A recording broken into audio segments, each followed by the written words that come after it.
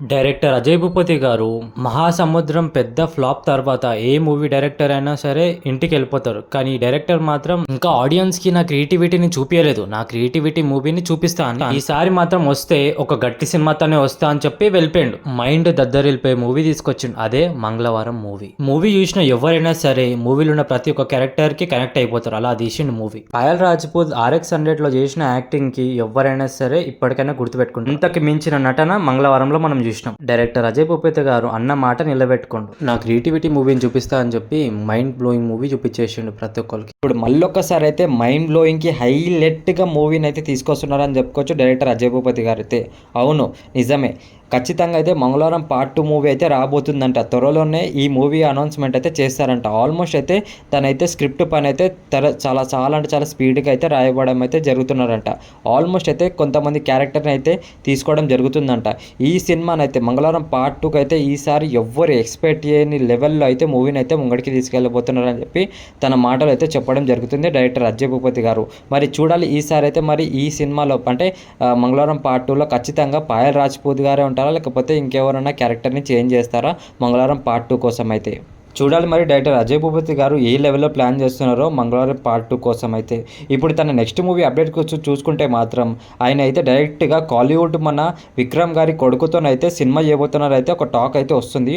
Almost అయితే తనైతే ఒక స్క్రిప్ట్ పరంగా అయితే మొత్తం అయితే తనకైతే స్టోరీ చెప్పడం జరిగిందంట. ఒక సైడ్ అయితే మంగళవారం మూవీ చేసుకుంటేనే ఇటు సైడ్ అయితే తన అయితే ఒక డైరెక్ట్గా తన క్యారెక్టర్కి సెట్ అయ్యే మంచి స్టోరీని అయితే తనైతే చెప్పడం జరిగిందంట. ఆల్మోస్ట్ అయితే ఈ మూవీ స్క్రిప్ట్కి అయితే మన విక్రమ్ గారు కూడా కూర్చొని మొత్తం స్టోరీ అయితే కూడా వినడం జరిగిందంట. అజయ్ భూపతి గారు చెప్పిన స్టోరీకి అయితే నిజంగా మంచి రెస్పాన్స్ వచ్చి తనైతే గ్రీన్ సిగ్నల్ కూడా ఇవ్వడం జరిగిందంట. నిజంగా వేరే లెవెల్ స్క్రిప్ట్ అంట. నిజంగా చెప్పాలంటే మన డైరెక్టర్ అజయ్ భూపతి గారు తీసిన ఒక 3 సినిమాలకే నిజంగా చెప్పాలంటే డైరెక్టర్గా ఒక స్టార్ హీరోతో కొడుకుతోనైతే మూవీ అయితే యాక్సెప్ట్ చేయడం అనేది అయితే వేరే లెవెల్ అని చెప్పుకోవచ్చు. ఈ సినిమాలో ఇప్పుడు అజయ్ భూపతి గారి సినిమాలో మాత్రం అయితే ఖచ్చితంగా విక్రమ్ గారు కూడా ఒక చిన్న రోల్ అయితే ఖచ్చితంగా చేయబోతున్నారు. అయితే గట్టి టాక్ అయితే వినబడుతుందని చెప్పుకోవచ్చు. మళ్ళీ అయితే అది ఒక మాస్ లెవెల్ క్యారెక్టర్ రోల్లా మరి ఇంకా వేరే లెవెల్ క్యారెక్టర్ స్టోరీగా మనమైతే రాబోయే రోజులు అయితే మూవీ అయితే ఖచ్చితంగా అప్డేట్ అయితే రివీల్ చేస్తారంట.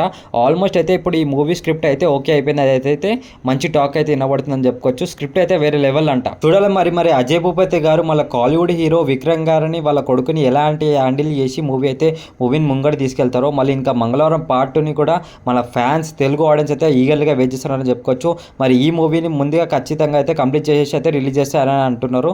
మరి నెక్స్ట్ మూవీ అయితే ఖచ్చితంగా అయితే మన విక్రమ్ గారి కొడుకుతోనైతే ఉండబోతుందంట. ఎంత అయినా మనమైతే ఖచ్చితంగా అయితే మంగళవారం పార్ట్ 2 గురించి అయితే ఈగర్గా వెయిట్ చేస్తున్నామని చెప్పుకోవచ్చు.